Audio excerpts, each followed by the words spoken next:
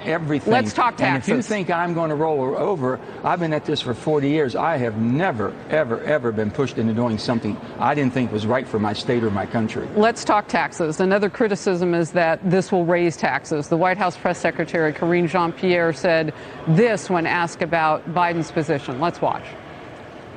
He promised it wasn't going to raise taxes on anybody making less than $400,000 a year, but the Joint Committee on Taxation says that is not true. Well, that isn't correct.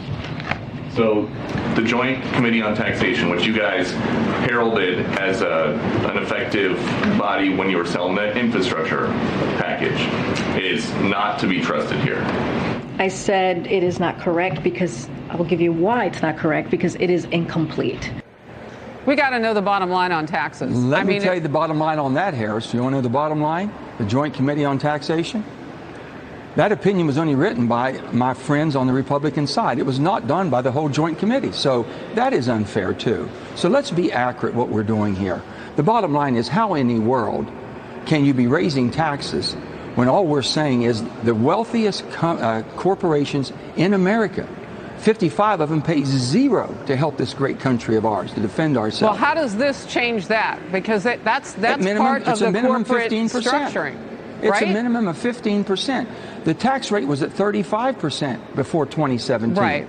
Then it went to 21%. Mm-hmm. That was a tremendous savings, but that's not good enough, I guess. All we're saying is at 15% minimum, everyone in West Virginia I know, and most people around the country, pay a 21% corporate or greater. So why can't the greatest $1 billion of revenue a year, why can't they pay at least 15% for this great country? Are you trying to also say, because this is the part that counts. I mean, people look at corporations and they know they've got great tax accountants. Heck, they have complete departments trying to come up with ways to find loopholes and to keep and to hire people as well. I mean, let's not forget that too. But $400,000 was supposed to be the cutoff, and I'm reading, and I am reading, Senator, that it's below that now. Who's paying any taxes? Who's paying any taxes that doesn't have a corporation that has revenue of over $1 billion a year? Not one person.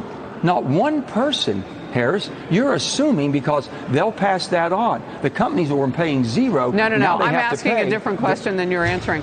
I'm saying Americans, $400,000 and below now are going to be taxed. Their taxes are going to go up. That's a lie. That is a pure outright lie. So their taxes are not going to go up? Not at all. And you know one thing? How about the people that are going to be saving as far as on their Medicare, $288 billion who are paying higher prices than they should? Aren't they? They didn't even assume that in the evaluation. They didn't talk about any of that. How about if gasoline prices go down because we're producing more oil to make more gasoline? Well, and those are going to fluctuate. Already experts are saying we could go right back up before Labor Day, but I want to hit that tax line again of $400,000. Be an American. I got to hit that.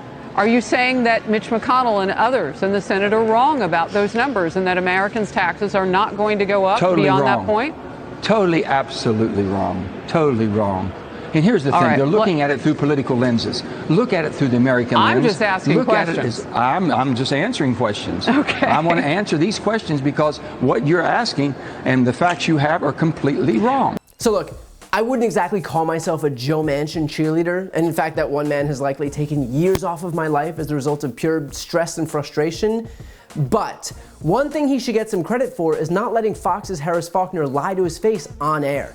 If there's one person who the right is going to have a really difficult time attacking as some radical, big spending socialist, it's probably this guy. And granted, that's not to say that Republicans won't still try. Just for fun, here's Marsha Blackburn suggesting that Joe Manchin was pushing a radical socialist agenda.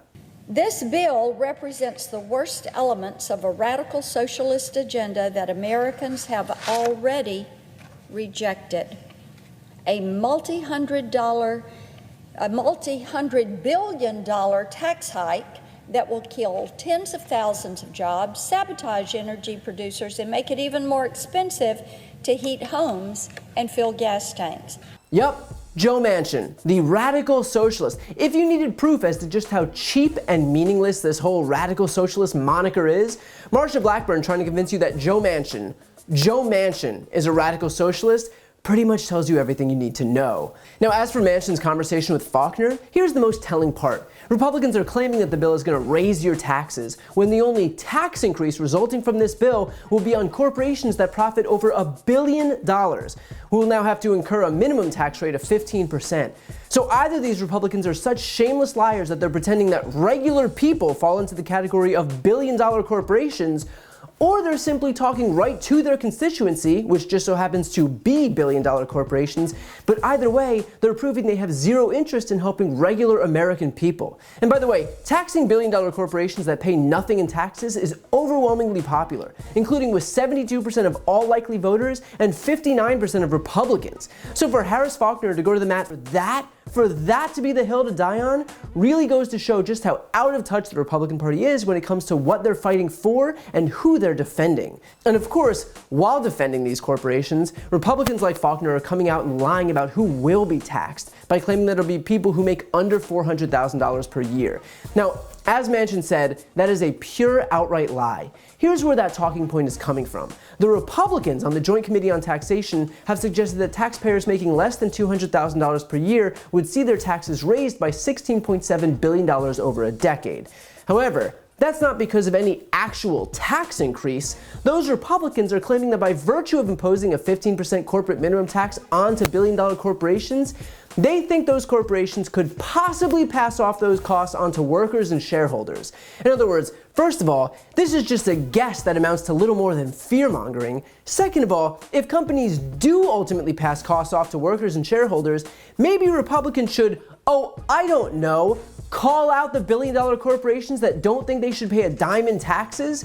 Maybe, for once, stop kowtowing to billionaires and at least pretend to give a shit about regular Americans. But instead, because a corporation might, at some untold point in the future, pass off its added costs from taxes that we all have to pay, Republicans think we shouldn't even try to tax any corporations and instead just let them continue getting away with murder.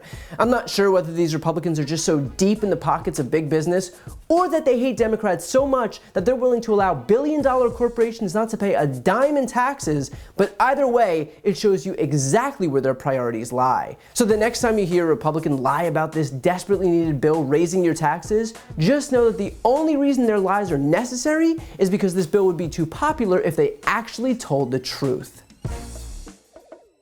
Before you go, couple things. First, if you want to support my work, the best way is to subscribe to this channel. The subscribe button is right here on the screen. And second, if you want to see and hear more from me, check out my website, briantylercohen.com. That way you can get links to my podcast, merchandise, ways to donate to voting rights organizations, and so much more. The thumbnail is also right here on the screen, so go check it out. And as always, thank you so much for watching.